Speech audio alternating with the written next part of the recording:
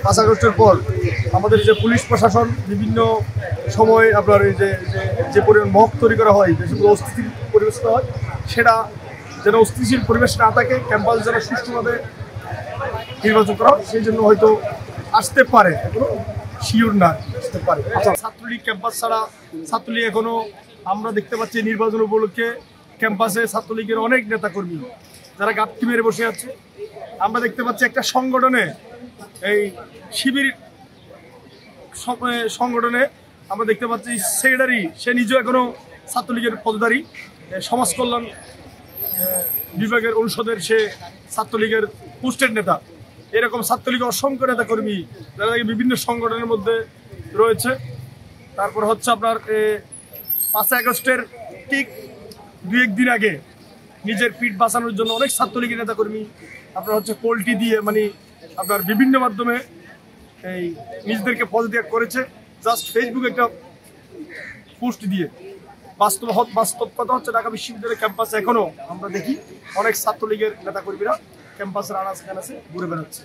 আমরা ঢাকা বিশ্ববিদ্যালয় প্রশাসনকে দাবি জানিয়ে আসছি যেন এই ছাত্রলীগের যারা ক্যাম্পাসের মধ্যে ঘুরে বেড়ায়, ক্যাম্পাসে যারা এখনো রয়েছে, তাদেরকে যেন আইনের আওতায় নিয়ে আসা হয়।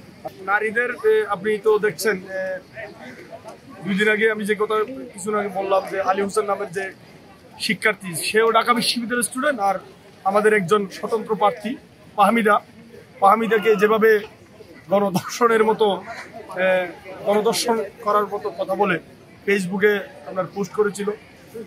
আমরা এর আগেও ঢাকা বিশ্ববিদ্যালয় ক্যাম্পাসে দেখেছিলাম একজন তৌহিদি জনতার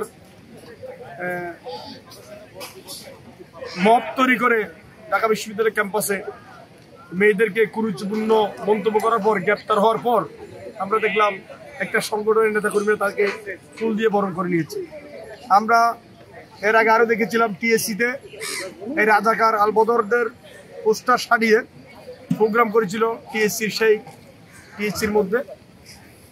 সেখানে ঢাকা বিশ্ববিদ্যালয়ের শিক্ষার্থীদেরকে বিভিন্ন অঙ্গ প্রত্যঙ্গের, মেয়েদের অঙ্গ প্রত্যঙ্গের ছবি আমরা এক ছাত্র শিবিরের এক নেতার সেই কার্যক্রম আমরা দেখেছি।